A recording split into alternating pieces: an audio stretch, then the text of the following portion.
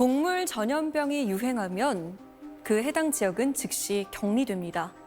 여기에 그치지 않고 해당 지역과 인근 지역까지 살처분이 집행되죠.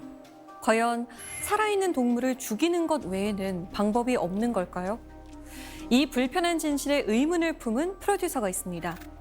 MBC 충북 김영수 프로듀서와 함께합니다.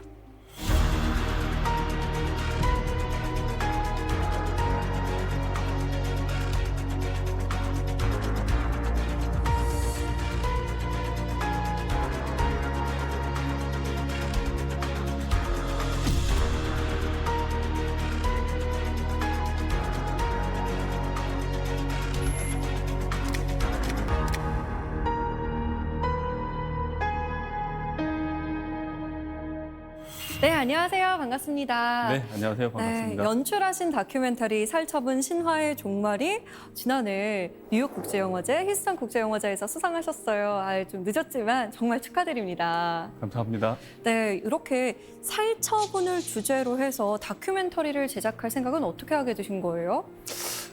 아무래도 지역에 있다 보니까 그런 농장이라든지 그 농촌 지역을 많이 보게 되잖아요. 근데 그때 이렇게 살처분하는 것들을 보면서 왜 동물한테는 백신을 쓰지 않을까 그런 의문에서 그거를 계속해서 좀 파고 연구하다 보니까 다큐멘터리를 제작하게 됐습니다. 사실 인간과 동물은 감염병의 고통을 계속 함께하게 될 텐데요. 오늘 그것에 대해서 잘 한번 생각해보는 시간이 됐으면 좋겠습니다. 강연 잘 부탁드립니다.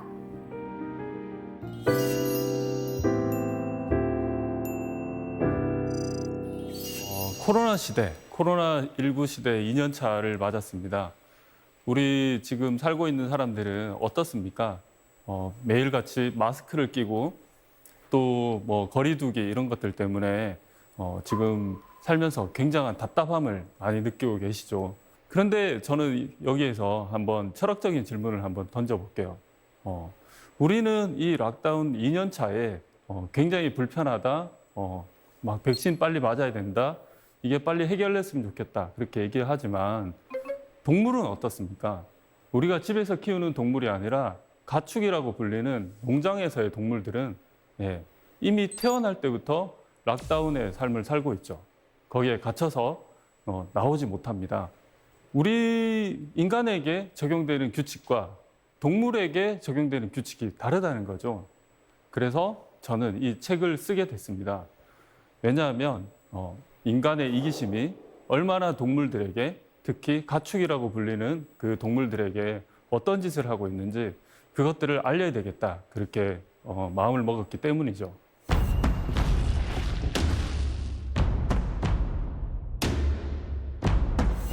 살처분이라고 뉴스에서 많이 들으셨을 거예요. 오늘도 인근 지역에서 예방적 살처분이 진행됐습니다. 엄청난 양의 가금류가 살처분되고 있습니다. 2만여 마리의 돼지가 살처분된 것으로 집계됐습니다. 대부분 뉴스에서 살처분 그렇게 얘기만 하지 이게 어떻게 진행이 되고 혹은 그냥 살처분 하나보다 그렇게 넘어가는 분들이 훨씬 많다는 거죠. 그런데 옆에서 그거를 지켜보기 시작하면 굉장히 잔인하고 정말 막 그 울음소리가 끊이지 않는 그런 정책이 살처분 정책입니다. 지금까지 1억 마리가 넘는 그런 동물들이 살처분이 되고 매년 살처분이 그렇게 이뤄지고 있지만 또 그 이슈는 바이러스가 지나가고 나면 잊혀지고 또 잊혀지고 사람들한테는 계속해서 잊혀지는 이 방역 정책이 살처분입니다.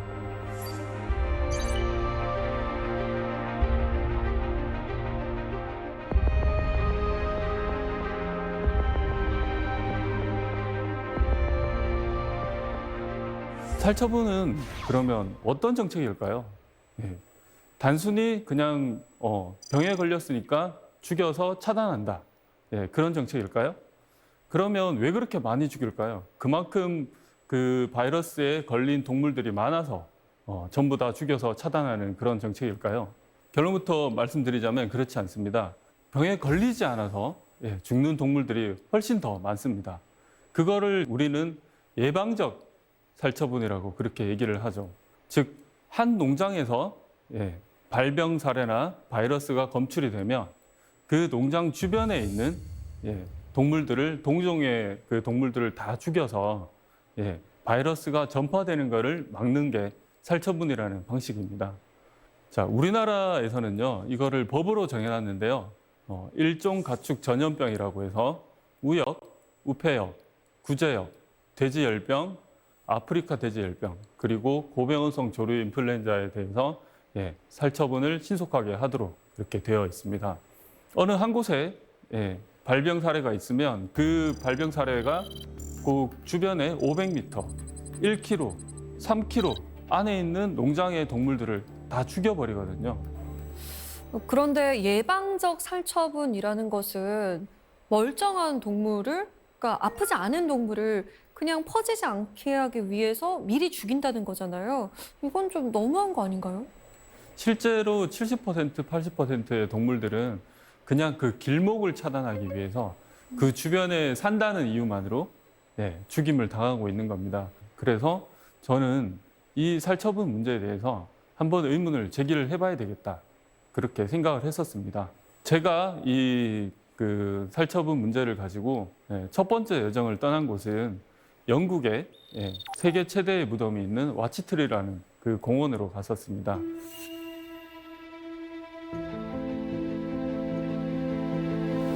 이곳은 그 런던에서 북서쪽으로 한 6시간, 8시간 정도 가면 있는 컴브리아라는 그 도시에 있는 공원인데요. 우리가 저곳을 알게 된 거는 2001년도 영국의 사례였습니다. 영국에서도 2001년도에 굉장히 이제 살처분이 많이 일어났습니다. 그때 구제역이 전국적으로 퍼져서 1000만 마리 이상의 살처분이 이루어졌다고 합니다. 구제역이라고 하는 것들은 그 바이러스의 특성상 굽이 있는 그런 동물들이 살처분이 되거든요. 그러면은 우리가 봤을 때 양이라든지 돼지라든지 소라든지 그렇게 축종이 좀 큰 그런 축종들이 살처분이 되는 거죠. 2001년도에 대번 지역에서 이렇게 퍼지고 난 이후에 그 북서부 지방까지 그 바이러스가 퍼지기까지 굉장히 빨리 걸렸습니다. 그러고 난 뒤에 영국 정부에서는 살처분 일변도의 정책으로 이걸 막으려고 했죠. 그 결과 지금 여기에 보이는 저 공원같이 굉장히 이렇게 정리정돈이 잘 된 저런 공원이 생겼습니다. 저 아래에는 50만 마리의 동물의 사체가 묻혀져 있습니다. 자, 세계 최대의 무덤이죠, 이곳이. 이 세계 최대의 무덤이 주는 교훈은 우리한테 뭘까요? 단순히 그냥 50만 마리가 묻혔어? 안 됐네?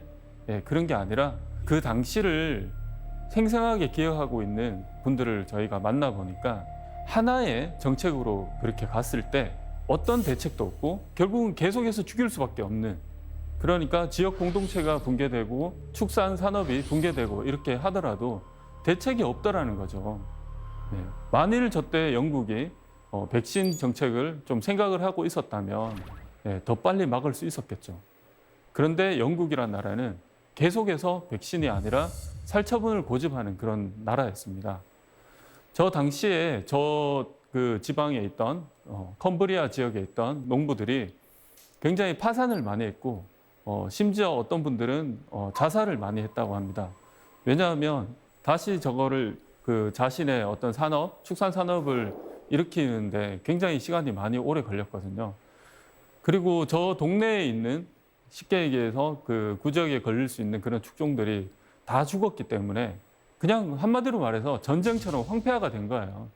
그 당시에 그 어떤 비디오 자료를 제가 보니까 막 검은 영재들이 들판에서 계속 피어오르고 있는 것을 볼 수 있었습니다.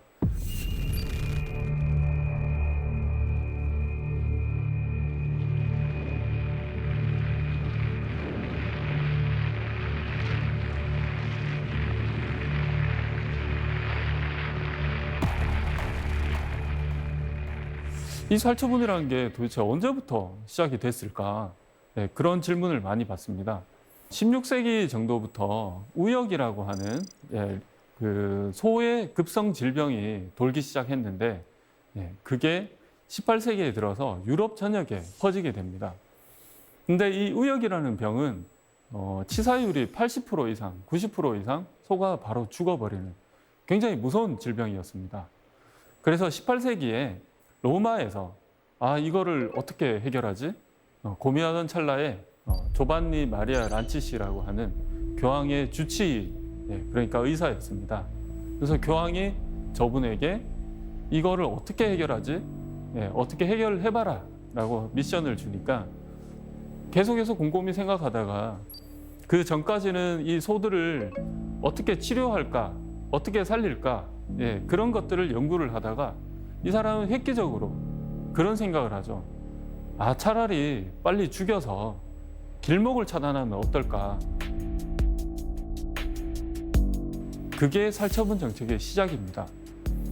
그렇게 로마에서 이게 길목 막기처럼 미리 죽여서 숙주를 죽여서 바이러스가 퍼지지 않도록 그렇게 만들기 시작하니까 이게 어느 정도 효과가 있는 거죠. 그래서 이 정책이 로마에서 시작돼서 그 다음에 영국으로 넘어갑니다.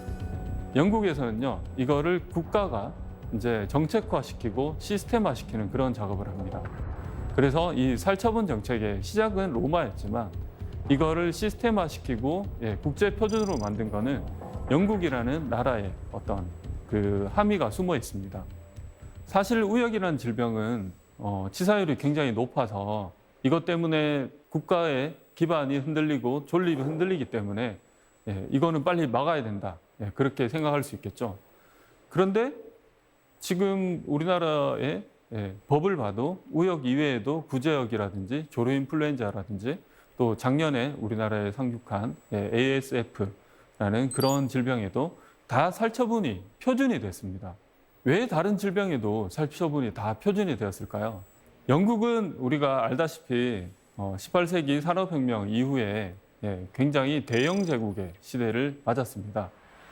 그래서 전 세계 각국의 자기네들만의 식민지를 만들게 되죠.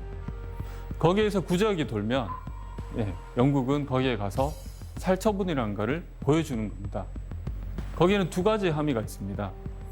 첫 번째는 굉장히 잔인한 이 정책을 보여줌으로 인해서 본인들이 그 나라를 통제하기 좀 더 쉽게 그런 것들을 보여주고, 두 번째는 이 살처분을 통해서 구제역이 컨트롤 된다라는 게 한 번씩 보여줄 때마다 식민지 나라 그 국가 국민들이 저기는 뭔가 발전된 나라야 라는 그런 것들을 심어줄 수 있겠죠. 그 이후에 이제 20세기가 돼서 백신이 개발되기 시작합니다. 그러면 백신을 쓰면 되지 않냐 그렇게 생각할 수도 있지만 그 이후에도 영국은 아니야, 계속 살처분을 해야 돼.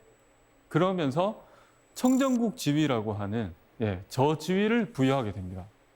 저게 뭐냐 하면 청정국은 백신을 쓰지 않고 살처분만으로 구제역을 컨트롤하는 국가, 그거를 우리가 흔히 청정국이라고 하죠. 두 번째 단계는 백신을 써서 구제역을 컨트롤하는 국가. 세 번째 단계는 백신도 쓰지 않고 아예 그러니까 컨트롤이 안 되는 그런 국가. 그런데 이 세 가지 스테이지가 있는데 영국은요, 그 스테이지별 있는 그 안에 있는 나라들끼리만 무역을 하겠다. 그렇게 천명해 버리죠. 그렇게 되면 이 국제 무역 전쟁이 일어납니다. 왜냐하면 고기라든지 살아있는 뭐 가축이라든지 이런 것들이 영국이 그 당시만 해도 굉장히 큰 손이었기 때문에 그 다른 나라에서 영국에 팔려고 하면 자기네들이 살처분을 해야 팔 수 있는 거죠.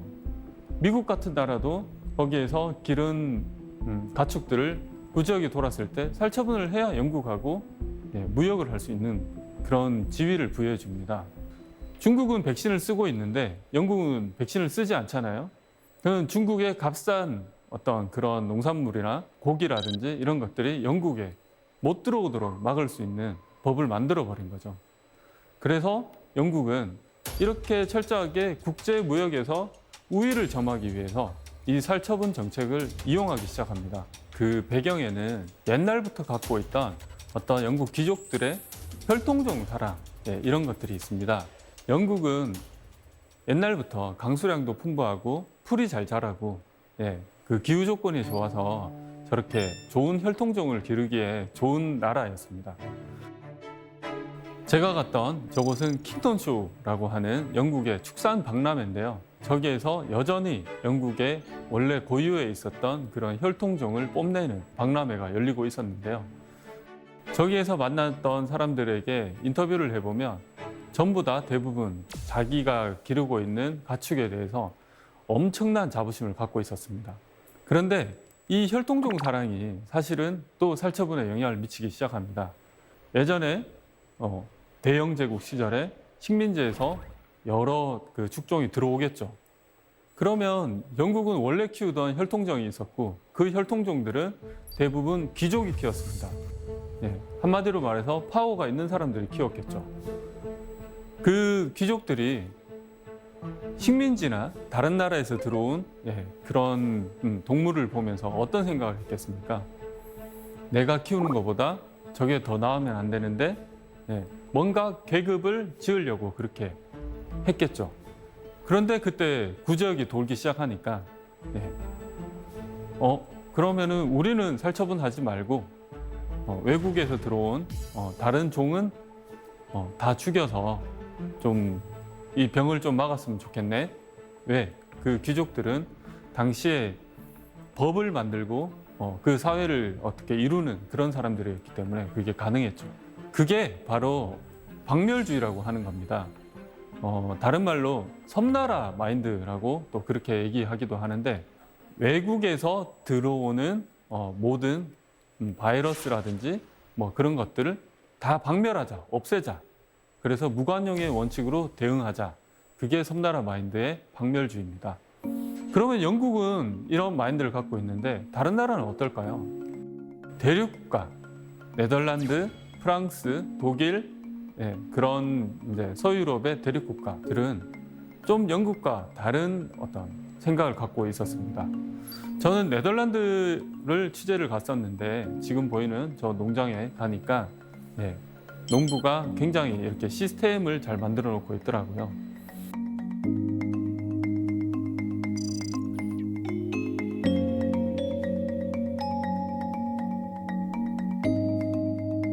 첫마디로 물어봤습니다. 여기도 구제역이 돈 적이 있죠. 그러면은 그 구제역을 어떻게 컨트롤해야 되는 게 맞는 겁니까? 라고 물어보니까 대부분의 네덜란드 국가의 어떤 사람들은 살처분을 우리는 원하지 않는다. 더 이상 원하지 않는다. 그렇게 얘기를 했습니다. 왜냐하면 대륙국가의 마인드는요. 이걸 공존주의라고 이렇게 얘기하기도 하는데 우리나라의 경상북도랑 충청북도랑 뭐 강원도랑 뭐 경기도랑 이렇게 다 붙어 있잖아요. 그게 그냥 우리가 이렇게 임의적으로 나눈 국경이나 경계지만 사실은 자연적으로 봤을 때는 저게 그냥 하나의 대륙입니다. 그래서 외국에서 들어오는 바이러스라는 그런 개념이라기보다 우리가 다 같이 이렇게 퍼지는 공유하는 그런 바이러스의 개념인 거죠. 그렇다고 하면 꼭 굳이 영국처럼 꼭 막 죽여서까지 박멸해야 된다. 이것보다는 좀 더 합리적으로 우리는 이거를 좀 막아보자. 그게 대륙국가의 마인드였습니다. 네덜란드는 그래서 바이러스를 매니지먼트하기 시작했습니다. 지금 보이는 이 그림은 더치 컴파트먼트라고 불리는 어떤 그 방역대에 대한 그림인데요. 우리는 방역대를 지자체별로 이렇게 나눠서 방역대를 그리지만 네덜란드는 축종별로 혹은 도로와 어떤 그런 것들을 다 배경으로 해서 방역대를 이렇게 형성을 해놓습니다. 그래서 총 12개의 방역대를 만들어 놓고 그 방역대 안에서 4개씩 묶어서 지금 A, B, C, D 방역대를 만들어 놓습니다.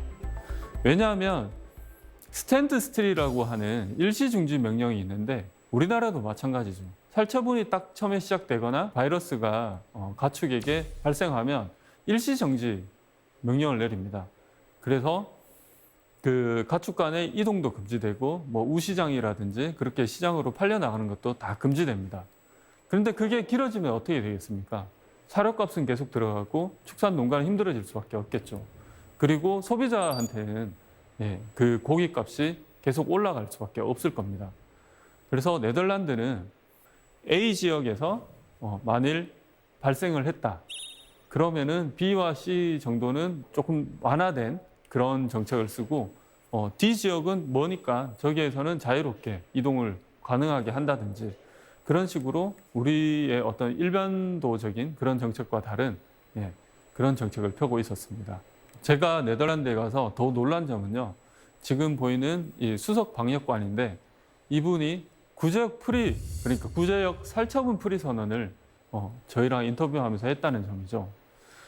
되게 영국에 갔다 와서 아직까지 살처분이 대세구나라고 느꼈는데 네덜란드에서 만난 수석 방역관이 아닙니다. 저희는요 구제역을 더 이상 살처분하지 않겠습니다. 어떻게 그게 가능해요? 디바 백신이라고 해서 감별 백신 같은 것들을 사용해서 딱 뭔가가 발생을 하면 그 혈청형을 파악해서 거기에 딱 맞는 백신을 이틀 내로 공급을 하고 백신을 통해서 더 이상 살처분을 하지 않겠다라고 얘기를 했습니다. 되게 고무적이죠. 그래서 그렇게 그 구제역에 백신을 쓰기 시작하시면 이 EU의 그 협정을 위반하시는 건데 괜찮겠냐? 우리는 그래도 국민이 원하지 않기 때문에 어쩔 수 없이 이렇게 가야 되고 거기에 대한 여러 가지 서류라든지 그런 것들을 다 준비해놨다라고 그렇게 얘기를 했죠. 결국은 어떤 무역 문제라든지 국가 간의 문제라든지 그런 것 때문에 18세기부터 계속해서 이어져 왔던 그러니까 근 한 300년 동안 살처분 일변도의 정책으로 전 세계가 같이 했는데 드디어 구제역 프리를 선언하겠다라고 하는 그런 국가가 나타나게 된 거죠.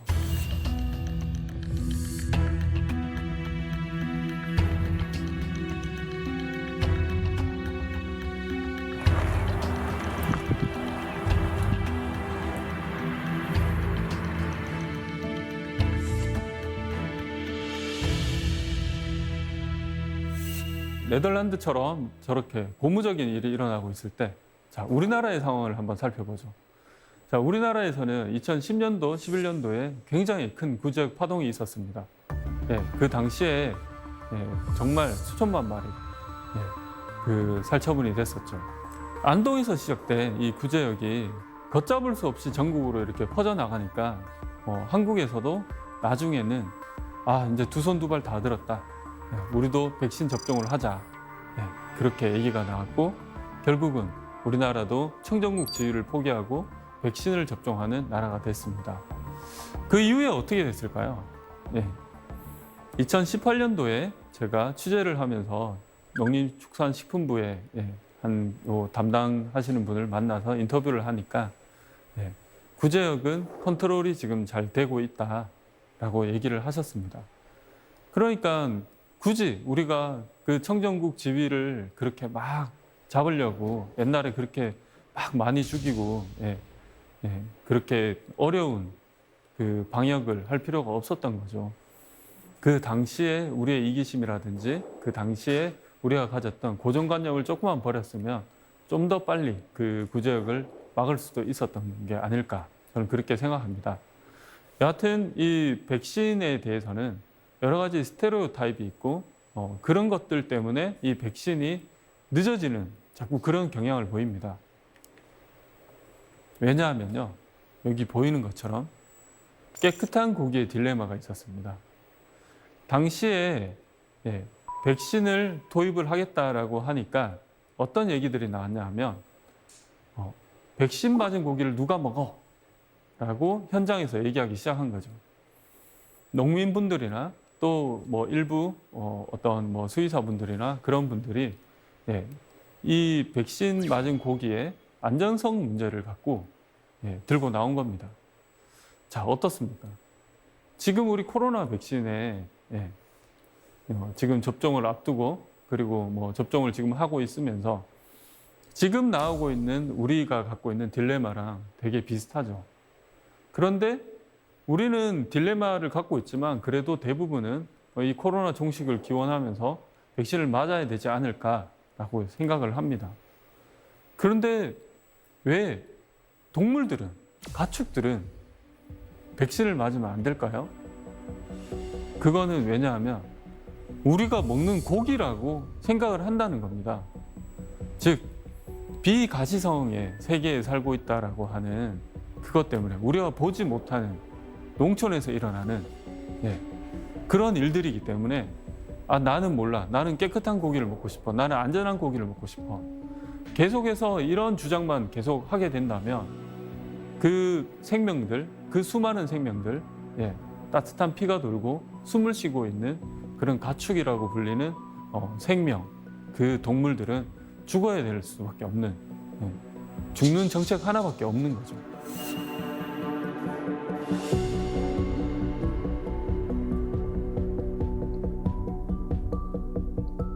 저는 또 하나의 문제를 발견했습니다. 자, 2003년도에 사스라고 하는 지금 코로나랑 비슷한 계열의 바이러스가 홍콩에서 발병을 했죠. 그래서 전 세계적으로 갑자기 퍼졌습니다. 그 당시 우리 언론의 기사를 보면요, 괴질이라는 그런 말을 붙입니다. 괴질, 괴상한 질병, 되게 공포스럽죠. 그러면서 97년도에 홍콩에서 인간 감염 사례가 있었던 조류 인플루엔자가 아닐까라는 추측 보도를 하게 됩니다. 그러면서 조류 인플루엔자는 우리 사회에서요, 굉장히 위험한 질병으로 인식되기 시작했습니다. 2008년도에 이런 기사가 나왔습니다. 서울도 침공당했다. 서울도 뚫렸다. 그런 기사가 나오죠. 아마 광진구청에 관상용으로 키우던 거기에 조류들을 검사를 해보니까 그 조류 인플루엔자, 고병원성 조류 인플루엔자가 나왔다라는 어떤 그런 발표가 있었죠. 그때 그 발표를 하자마자 언론에서 때로 달려들어서 서울 침공설을 이제 펴기 시작합니다. 그 다음에는 광진구에서 그렇게 발생을 하니까 어디에 있는 조류들이 제일 많이 죽었겠습니까? 서울 안에 조류가 있는 곳이 어디죠? 동물원이죠. 그래서 어린이 대공원에 있는 거기에 있는 조류들, 가금류라고 하는 그 조류들이 살처분 당합니다. 또 그것도 그대로 뉴스로 나가죠. 그거를 접한 어린아이들은 어떤 마음이었을까요? 굉장히 무섭지 않았겠습니까?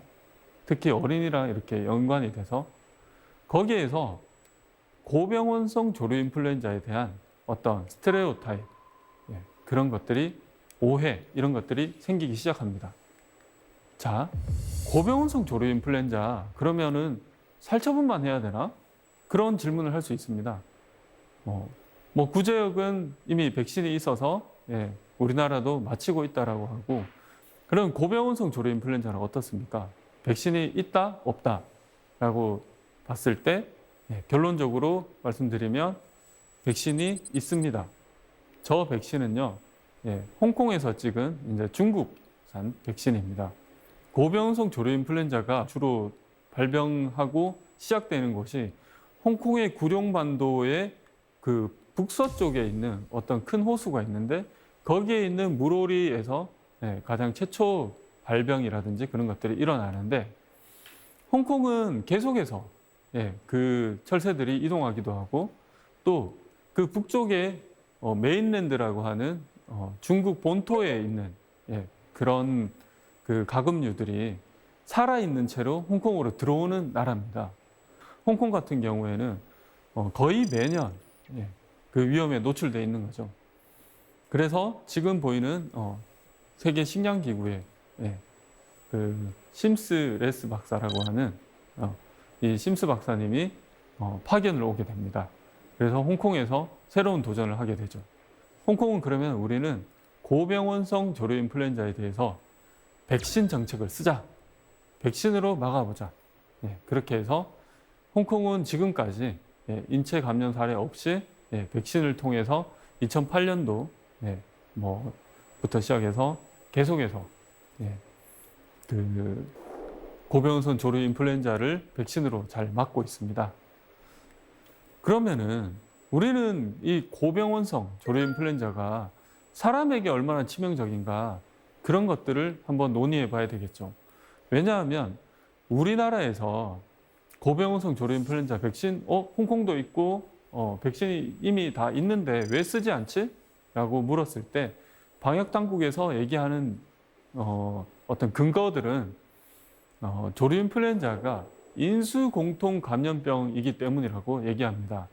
자, 말은 어려워 보이지만 인수공통 감염병이라고 하는 거는 코로나랑 마찬가지로 인간과 짐승, 그러니까 동물 간의 종간의 장벽을 허물고 바이러스가 함께 걸리는, 그러니까 동물의 바이러스가 인간한테 옮고 또 인간의 바이러스가 동물한테 옮는 그런 바이러스라는 점이죠. 그래서 이 인수공통 감염병은 사실 우리 인류 사회에 있어서 굉장히 어떤 위협적인 요소로 계속해서 생각되어 오고 있었습니다. 그러면은 고병원성 조류인플루엔자도 인수공통 감염병이네, 되게 위험한 병이네. 그러면은 백신보다 우리가 살처분하는 게 더 깔끔하지 않겠어요? 라고 그렇게 반문해 볼 수 있죠. 자, 고병원성 조류인플루엔자가 얼마나 치명적인 병인가를 알아보겠습니다. 자, 여기 보면 H5N1이라고 하는 저 형의 바이러스랑 H7N9이라고 하는 저 형의 바이러스는 전체적으로 지금 뭐 다 합하면 1,300명, 1,400명 정도 되겠죠. 저 이외에 다른 바이러스의 형태의 고병원성 조류인플루엔자도 1,500명 정도의 그 감염 사례를 낳았습니다. 이때까지 18년 동안 1,500명 정도의 감염 사례가 있는 거죠. 그러면은 매년 100명이 안 되는 이제 인체 감염 사례, 그러니까 사람이 감염된 사례가 있었고요. 그 중에서 사망자를 제일 많이 냈다고 하는 H5N1형이 455명, 그리고 H7N9형이 212명으로 이렇게 집계가 되고 있습니다. 자, 하루에 미국 같은 경우에 지금 코로나로 하루에 1,000명 이상이 사망하는 그런 시대에 이 수치는 어떻습니까? 단순히 우리가 치명률을 비교를 하면 50%가 넘는 치명률이지만 생각보다 감염이 사람에게 많이 일어나지 않는다는 거죠. 그래서 세계보건기구에서는 고병원성 조류인플루엔자를 일반적으로 사람에게 감염되지 않는 병, 하지만 팬데믹이 될 수도 있는 가능성이 있는 그런 질병, 이 정도로 명명해 놓고 있습니다. 우리는요, 이 고병원성이라는 이 이름에서 굉장히 오해를 많이 합니다. 자, 고병원성 조류인플루엔자라는 이 이름, 그 고병원성이 누구한테 고병원성인가, 그거를 따져봐야 됩니다. 우리는 고병원성이라고 하니까 뭔가 인간에게 고병원성이고 굉장히 해를 끼칠 수 있는 그런 바이러스라고 생각할 수 있습니다. 하지만 고병원성이라고 하는 이 이름은요, 닭에게 고병원성이라는 그런 뜻입니다. 예를 들어서 고병원성 조류인플루엔자가 외국에서 어떤 날라오는 그런 철새의 분변에서 저 고병원성 조류인플루엔자가 많이 발견되죠. 그러면 철새가 고병원성이라서 굉장히 많이 아프면 어떻게 그 먼 거리를 우리나라까지 날아올 수 있죠? 오기 전에 죽어야 마땅한 게 아닐까요? 감염이 됐는데. 그런데 철새라든지 뭐 물오리라든지 또 오리라든지 이런 가금류는 저 바이러스를 몸에 갖고 있어도 그렇게 치사율이 많이 높지 않습니다. 하지만 닭에게 저 고병원성 조류인플루엔자가 옮겨가면 굉장히 치사율이 높아집니다. 그래서 이거는 양계농가 입장에서 붙인 이름입니다. 왜냐하면 닭이라고 하는 거는 가장 기본적인, 우리가 단백질을 섭취하는 거에 가장 기본이 되는 달걀이라든지 또 약간은 그래도 소고기보다는 싼 그런 닭고기라든지 이런 어떤 인간들에게 단백질을 제공해주는 그런 가축이거든요. 그래서 닭이 오리보다는 더 중심이 될 수밖에 없는 겁니다. 그래서 고병원성이라는 이름은 닭에게 고병원성이라는 얘기지 우리 인간에게 고병원성이라는 얘기는 아니라는 뜻입니다. 그래서 너무 겁내할 필요가 없다는 거죠. 자, 그런데 이 처음에 사스에서 시작된 그런 오해라든지 여러 가지 고병원성에서 오는 오해라든지 여러 가지 그런 오해들이 계속해서 누적되면서 이제 정책들이 굉장히 피곤해지기 시작합니다. 왜? 정부는 피로를 안고 농장은 책임을 안 습니다. 어떻게? 자, 지금도 가보시면요. 하천변에 못 들어가게 해놨어요. 가을이나 겨울 초입부터 못 들어가게 막아놓은 곳이 많을 겁니다. 고병원성 조류 인플루엔자 발생 주의 혹은 발생 지역 출입을 금합니다. 네, 그렇게 하고 그곳을 분무 형태로 어떤 소독약을 계속 뿌리면서 다니고 있죠. 그런데 그 분무 형태의 소독약이 고병원성 조류 인플루엔자를 막는다 혹은 그게 효과가 있다 그런 거에 대한 사실 연구 논문이라든지 그런 결론이라든지 그런 거에 대해서 저는 아직까지 찾아보지 못했습니다. 그렇지만 정부 입장에서는요, 우리 국민들을 지키기 위해서 그 조류 인플루엔자 분변에서 우리가 그걸 많이 잘못 밟아서 또 닭을 키우는 사람을 만났는데 그 사람이 그 똥을 밟게 되고 그 바이러스가 옮겨가고 그런 확률 그런 것조차도 다 떠안아야 되는 게 정부인 거죠. 왜? 국민들이 무서워하니까. 두 번째는 농장은요 더 심합니다. 자, 조류 인플루엔자가 발생하면요 그 농장은 사실 피해자예요. 그런데 모든 책임은 그 사람이 뭔가 잘못한 것처럼 그렇게 떠안고 가는 게 그 지금의 현실입니다.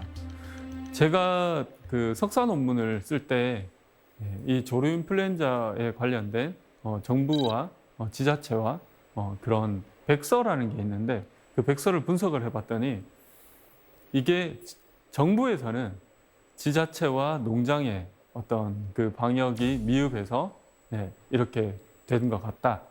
그러니까 됐다라고 절대 얘기하지 않습니다. 동물은 말이었기 때문에. 그렇지만 된 것 같다. 그러면 지자체는 어떻게 나올까요? 농장주의 어떤 그 좀 떨어지는 방역 의식 때문에 이게 퍼진 것 같다. 같다라고 이렇게 나오죠. 결국 농장은요, 방역에 대한 책임을 다 안고 본인이 가야 되고, 겨울이 되면 농장주들은 축종을 가릴 게 없이 그 문을 걸어 잠그고 나오지 않습니다. 결국 이렇게 문을 걸어 잠그고 서로 보지 않는다고 하는 거는 농촌 공동체가 다 무너져 버리는 거죠. 우리가 알고 지냈던 농촌에서 서로 정을 나누고 만나서 밥을 같이 먹고 인사하고 하는 그런 농촌의 그 따뜻한 그런 공동체들이 무너지기 시작하는 겁니다.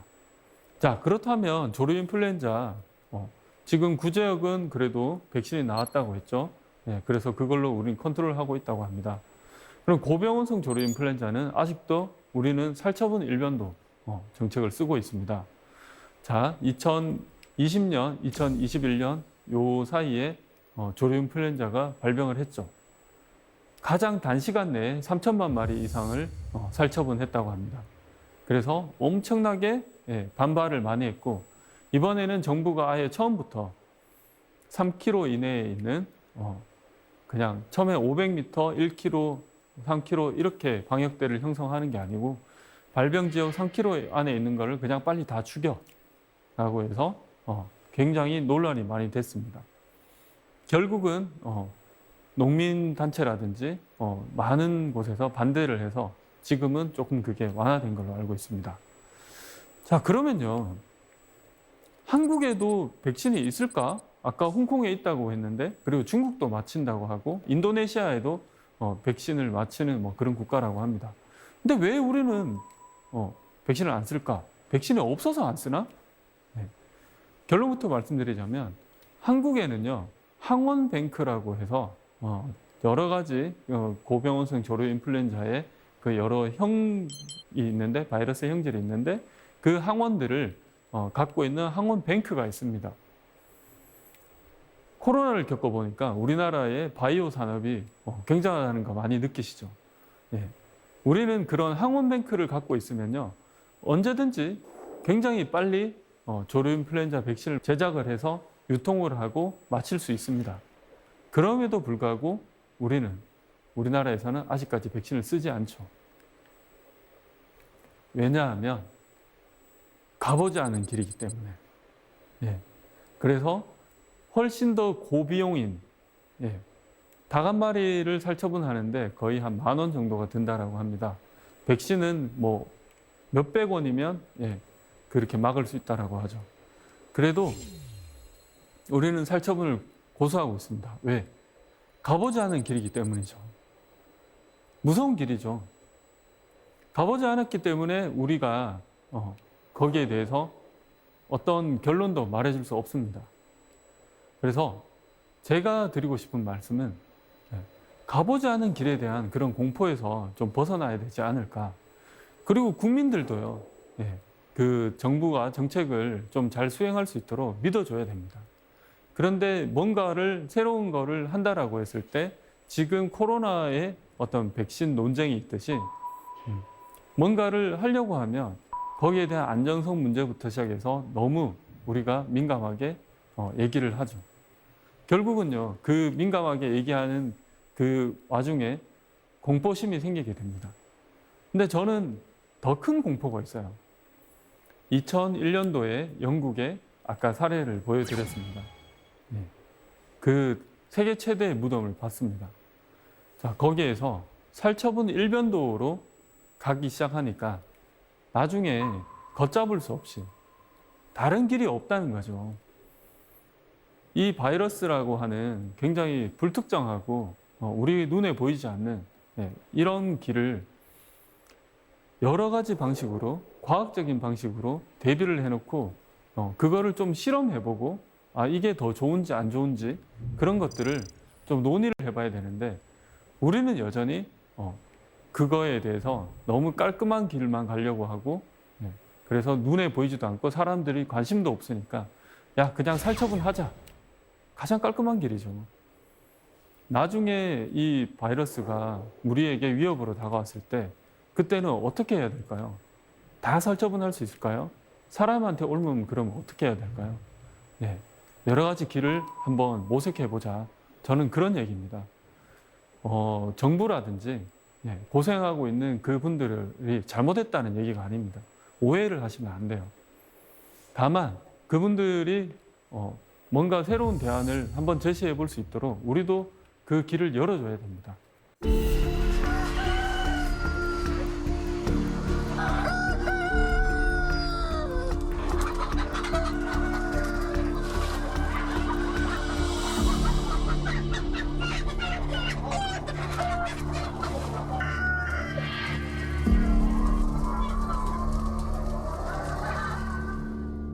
이 살처분 현장에 갔던 제 공저자이신 윤종웅 회장이 그런 얘기를 했습니다. 지금 21세기인데요. 살처분 현장 가면요. 18세기예요, 아직까지. 이게 말이 되는 겁니까? 지금 이렇게 스마트폰 쓰고 우리 과학이 이렇게 많이 발전됐는데 거기 가면요. 그냥 18세기예요. 300년 전인지 지금 내가 21세기에 살고 있는지 잘 모르겠어요. 그런 얘기를 하십니다. 그렇죠. 우리가 하나의 방법만 고수하면 300년 전의 방법을 계속해서 쓸 수밖에 없습니다. 자, 코로나 시대 다 겪어봤잖아요. 그러면은 동물에게도 우리는 어떤 마음을 가지고 어떤 방역을 해야 될지, 우리가 계속 18세기에 머물러 있는 게 과연 정당한 일일까? 거기에 대해서 한번 의문을 가지고 싶습니다. 그리고 여러분들도 거기에 대해서 생각 한번 해보시길 바랍니다. 긴 시간 강연 들어주셔서 감사합니다.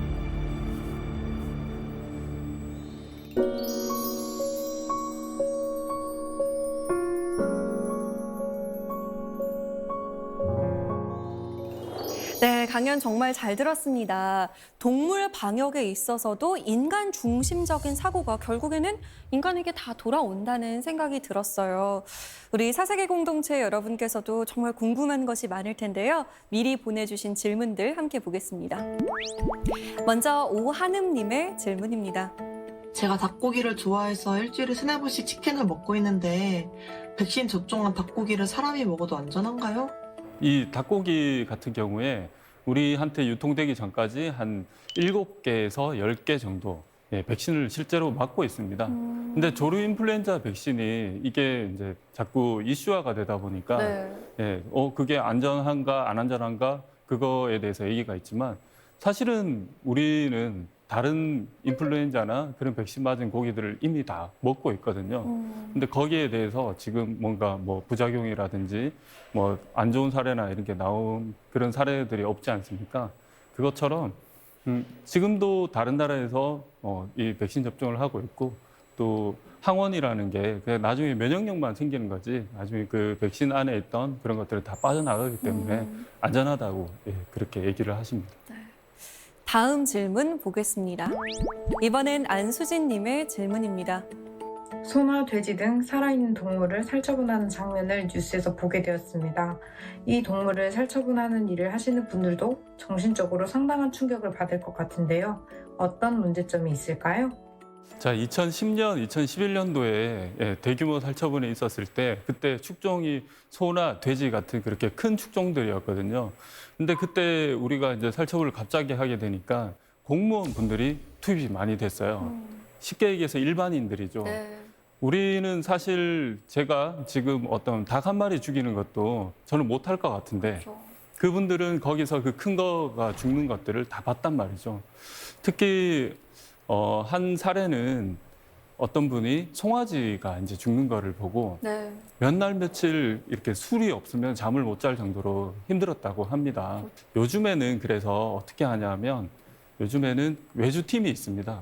그분들이 전문적으로 들어가서 살처분을 하고 나오는 그런 식으로 시스템이 바뀌었습니다.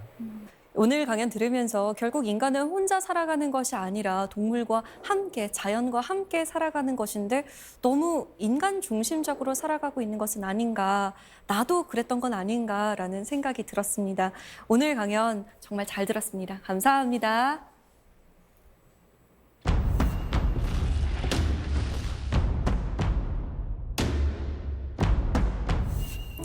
나는 누구일까요? 지금까지 읽은 책에서 받은 영향 50%, 들은 음악에서 받은 영향 30%로 이루어진 사람입니다. 나머지 20%는 아직 비어 있습니다. 세상에는 멋진 사람들이 아직 많이 있으니까요. 한 소설가의 자기소개 말인데요. 제 경우는 어떨까 생각해 봅니다. 여러분의 경우엔 어떠신가요? 아직 만나지 못한 세상의 멋진 사람들, 스미다를 통해서 만나보시면 좋겠습니다. 사사기 공동체 스미다, 저희는 다음 시간에 찾아오겠습니다. 고맙습니다.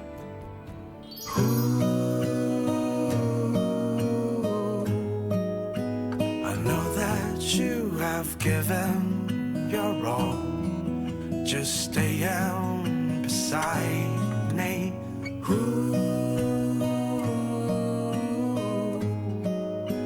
And this is all I'm thinking. My thoughts are broken inside my little mind.